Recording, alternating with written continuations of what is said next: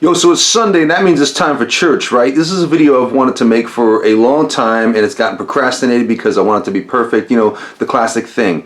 But I just felt the urgency to come on and do it right now. I got to give you some background before I start talking about any of this, and that is so picture me as a little boy, like 4 to 6 kind of years old. And my grandfather, he lives on the West Coast. I live in the Toronto area of Canada, and he lives on the West Coast in the Vancouver area.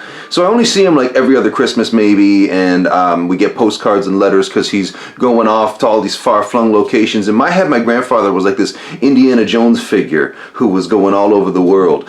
He was doing it with the church. He was a Christian minister. Him and my grandmother, suffice it to say that things didn't work out, and he ended up on the West Coast and faced a lot of personal demons, personal problems, addictions, and stuff like that. And he ended up, I'll tell you a whole story another day, but the gist of it is that he found Jesus and started a non-denominational church in the crack ghetto, because that's, you're going to do God's work, you go where they need the help, right? So this is who my grandfather was. And so when he's going off and doing mission work in India and China and going to all over Europe and this kind of thing, and we're hearing back about it. I'm a little kid and I'm hearing about it, and it's this, like I said, my grandfather was like this Indiana Jones figure. But he gave me a Bible for Christmas when I was 9.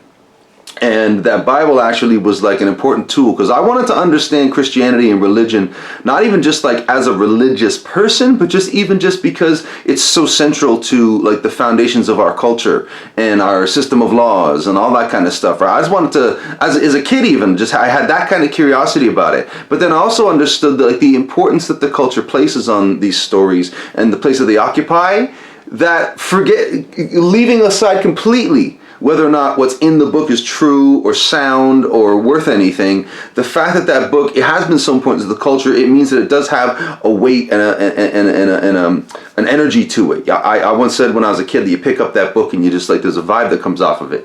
And I think that's as much to do with the history that's been piled up on it as it has to do with it being a holy writ or whatever. Now, I got that Bible and it kept me company through a lot of challenges in my life. Like when I was getting bullied in high school, I used to have to nobody could help me, so I would open this Bible that my grandfather gave me to say, okay, as a last resort, Hail Mary throw, I'll just look up. When you're feeling angry, flip to this verse. When you're feeling aggressive or whatever, right? So anyways, time keeps going, and I've got this interest in religion. I went to Sunday school for a little bit when I was a kid, and actually that comes to mind because the Sunday school, there's a story around our house that after I'd gone once or twice, the Sunday school teachers took my parents aside and were like, oh, we see big things for him in the church.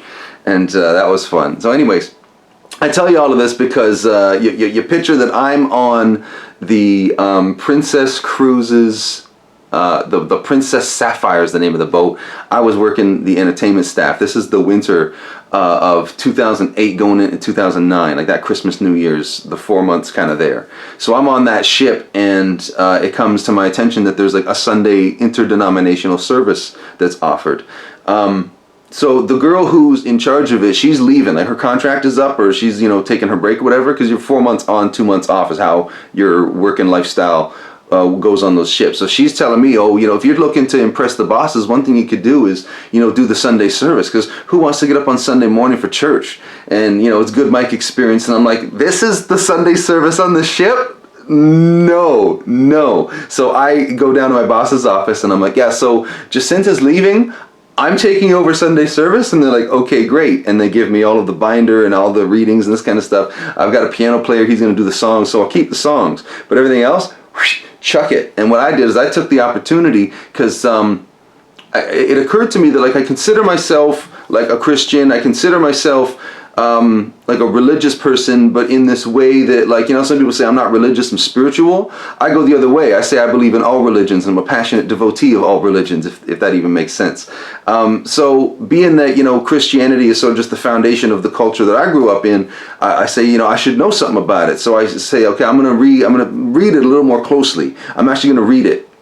And it's not like a book. You start at the beginning and you just at Genesis, in 7 days God created the world, and you go through it like it's a novel, right? It's not a novel. It's not one book, right? So I decided to jump in at the Jesus story, and I read the 4 Gospels. And as I'm reading these stories about this revolutionary figure called Jesus, I'm reading these stories, and it's like, oh my God, this is like the radical politics of now. And so my mind just went pow, because I'm just like, okay, so this is just like how society is and how it's been for a long time. And there's universally applicable principles that you can, tune into that can make it easier to get around and do things in this life. And when you're facing authority or the threat of oppression or just any of this kind of stuff, kindness and having love in your heart, even for your enemies, is the only thing that's gonna like get you through this life. And that's how I took it. That's when I'm reading this stuff. That's always how I took the message to be. And I sort of I was brought kind of updated. Like I was emboldened in my belief that like just this idea that like you strip it all away. You have like the message itself, like what it's all about. What like the secret? What's the secret, right? So you've got the secret, and just making sure the audio is good, and it is. Thumbs up. So you're wondering what's the secret, but then people keep piling, because thousands of years, look how much just politics changes in 8 years. Like if you've even been aware long enough to remember the tail end of like, George Bush going into Obama and how different things became under Obama to now, like politically things change so fast. So imagine, call it 10 years, right? The last couple years of a guy's presidency, let's say the last year of a guy's presidency, the whole 8 years of the next guy, and then the first year of the next guy's. So like how different the world is, or at least seems in a lot of ways, during that period. Now multiply that by another 10, you got 100 years. Now multiply that by another 10, you got 1,000 years, right? Like it's just the amount of just people putting their own kind of expectations and sinister agenda and stuff like this on top of it. Like I shouldn't speak for anybody else but me. I try to work really hard to kind of cut through all that and go, okay, so what is the real message? And for me, it's just that like, you're going to do a lot better in life, get a lot more coming to you. You have this thing called divine inspiration. You have these powers called manifesting. You can call things into your life. People who you've never met before will swing into your rescue. Circumstances will conspire to help you out when you need it. If you trust that everything is happening for a reason, understand that what has nothing to do with you has nothing to do with you, and kind of just make that commitment to like, I'm gonna just be happy. Like I'm gonna make the decision to be happy, and backing it up with these ideas of like that everything I need is like in flow. And I'm just gonna get lost on the tangent here. What I'm trying to explain to you is that I took over that like church on the ship, and there was 1 week, I'd done it for maybe a month or something, and I get the word from the cruise director that this dude, we're gonna guest on the ship. It's this dude who runs a church somewhere in like middle America, and he's asking if he can conduct the service on Sunday. So okay, yeah, great, no problem. So he comes in, he's got his suit on, I've got my little uniform from the entertainment department of the ship, and I know he's more, because when I'm trying to talk like my sermons, I was always trying to be on some like, these times can make it look like, because this is kind of Obama's coming in, this kind of period. So I'm trying to like, my sermons are all about how, even what I say today, that there's basically, call it a conspiracy on to make you think that we're all against each other, and that there's so much conflict, and there's so much problems, and there's so much political things wrong, and blah, blah, blah, that's all BS that's put out there to keep you watching the news, clicking this, buying that, right? And that if you turn your back on that, you can get one with yourself, and that this is, I was looking for those passages, this path to peace, just some sort of, in this world that looks so conflicted, where can you find peace, right? And so it's not even like I say you find it in Jesus. It's more like Jesus is showing you where it is. You know what I mean? But that's getting off the point right now. This guy who's the guest pastor, and he's on more of the like, Jesus says that, you will follow me. I am the way, the light. I forget how the saying goes, but you know the one I'm talking about. I am the truth, the way, the light, or whatever. Like basically he's on the whole thing about how, you got to follow Jesus and follow, like it's code, like it's rules, and it's strict and this kind of shit. And so I got up on the mic because he invited, hey, you want to say a few words? So I go up and I'm excited actually, literally, because I'm away from home for the first time of any significant amount of time. I'm in some part of the world I've never been, and I'm taking this time to do two things: do really good at the job that I'm doing, because my attitude was, if I'm here to do it, like why not do it to the fullest, or get the most out of it? So, and also to like study and read and kind of just like I was on a bit of a vision quest at that point in my life.